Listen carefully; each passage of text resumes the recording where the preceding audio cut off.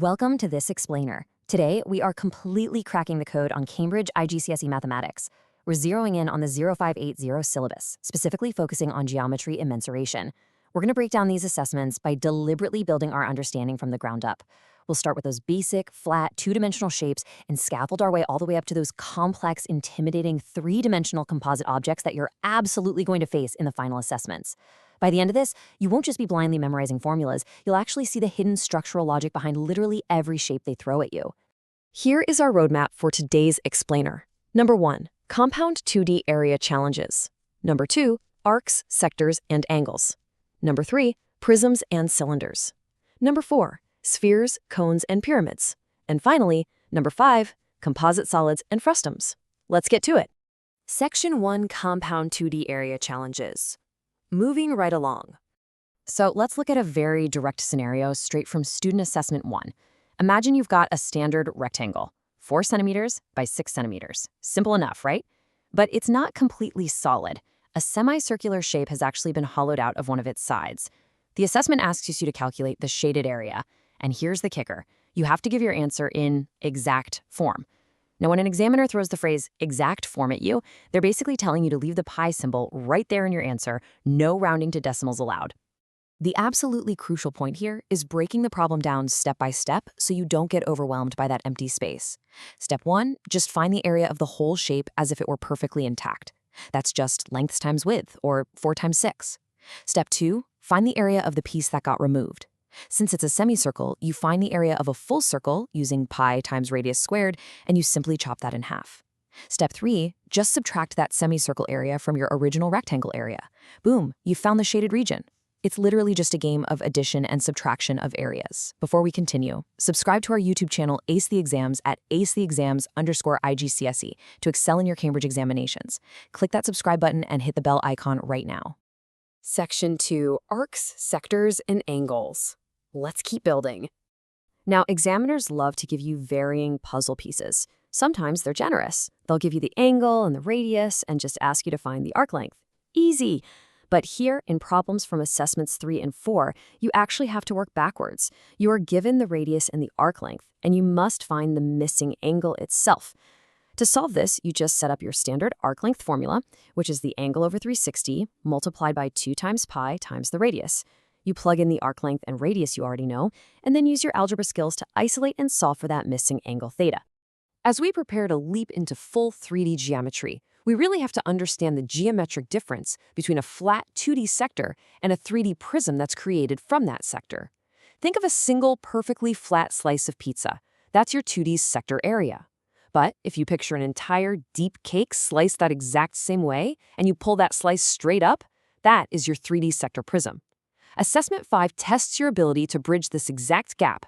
And this specific number right here, a 50-degree angle from Assessment 5, is literally the ultimate key to unlocking all calculations for its sector prism. In that problem, you're given a prism with a cross-sectional area of a sector featuring a 50-degree angle. By using just this single angle and the length of the prism, you can find the cross-sectional area, the total surface area, and the full volume. It all hinges on understanding that the 2D sector acts as the uniform base for the entire 3D object. Okay, Section 3, prisms and cylinders. Assessment 2 presents an absolutely great spatial challenge. We aren't just looking at a solid block anymore, we're looking at a prism that is essentially a hollowed-out cuboid. Just imagine a rectangular pipe. The outer dimensions are given, but there is a rectangular hole punched straight through the middle, measuring 9 by 10 centimeters. The entire object has a length of 22 centimeters. So how in the world do we find the volume of this solid material that remains? To solve this efficiently, you use the golden rule of prisms. Volume equals cross-sectional area multiplied by length. First, you calculate the area of the solid outer rectangle. Then, calculate the area of the inner hollow square, that 9 by 10 void. Subtract the void from the outer area, and you get the area of the solid border. Finally, you just multiply that resulting shaded area by the prism's 22 centimeter length. It's exactly the same logic we used back in 2D, just pulled through space. Stop scrolling. Subscribe to our YouTube channel Ace the Exams at acetheexams_IGCSE to excel in your Cambridge examinations. We've helped thousands of students improve by 2 to 3 grade boundaries. Join them right now by subscribing to @acetheexams_IGCSE and turn on all notifications so you never miss our weekly exam strategy sessions.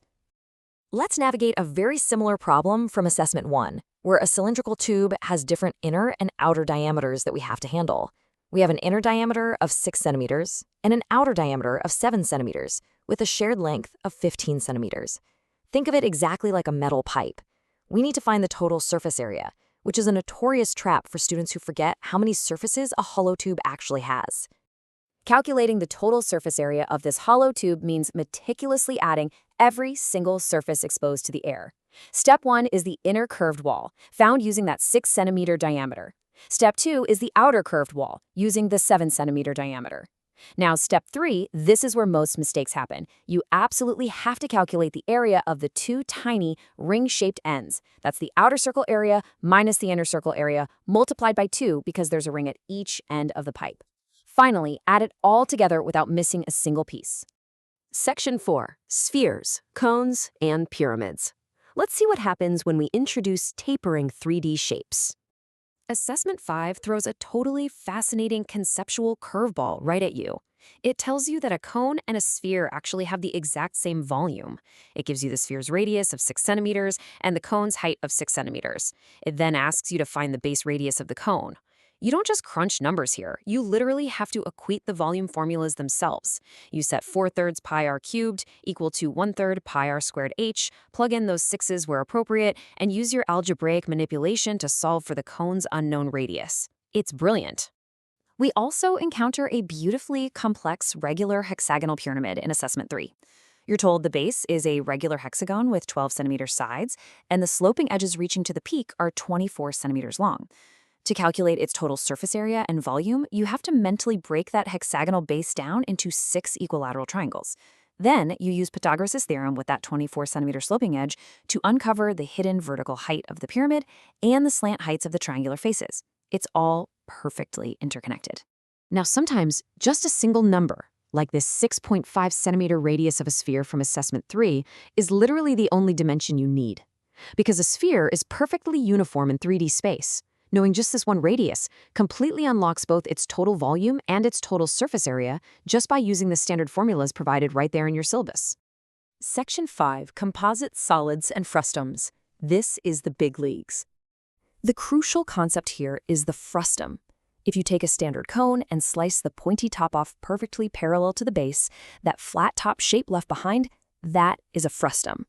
Assessments 4 and 5 heavily feature these cutoff shapes, requiring you to understand that a frustum is essentially just a large original cone minus a smaller removed cone. Assessment 5 features a beautifully complex, real-world style problem. A cone has its top cut off to make a frustum, and a cylindrical hole is drilled completely vertically out of the middle. How on earth do you find the remaining volume? Step 1. Calculate the volume of the original massive cone. Step 2. Calculate the volume of the small cone that was sliced off the top. Step 3. Subtract the top cone from the original to get your solid frustum. Step 4. Calculate the volume of that drilled inner cylinder and subtract it from your frustum. I know, it sounds totally terrifying, right? But honestly, it's just a simple sequence of logical subtractions. Looking here, we can structurally deconstruct another composite object from Assessment 5. It's a hemisphere and a cone seamlessly fused together. Think of a shape like a bullet or an ice cream cone. They share a base radius of 12 centimeters. The problem asks you to calculate volumes and surface areas, but it only gives you the shared radius and the total upright height of the entire object. The trick to that problem is the total upright height of 36 centimeters. How do we find the height of just the cone portion? Well, we know the hemisphere has a radius of 12 centimeters. Because a hemisphere is literally half a sphere, its radius is also its depth. So by subtracting the 12 centimeter hemisphere radius from the total height of 36 centimeters, we cleverly reveal that the cone's height is exactly 24 centimeters. Once you derive that 24, the rest of the formulas easily fall right into place. Mastering these structural steps ensures you can completely conquer any complex geometry problem the exam throws at you without feeling overwhelmed. First, identify the basic building blocks. Second, pull out the formulas you've memorized. Third, meticulously extract radii and heights from the text and diagrams. And finally, confidently add or subtract the pieces. It's a proven system. So the next time you face a massive, intimidating composite shape in an exam, just ask yourself, what basic shapes are hiding in plain sight? Because as we've seen today, every complex problem is just a simple shape waiting to be uncovered. Students who implement these strategies see an average improvement of 2 grade boundaries, but only if they practice consistently with our weekly explainer. Here's your final reminder. Subscribe to our YouTube channel, AC Exams, at acexams_IGCSE to excel in your Cambridge examinations.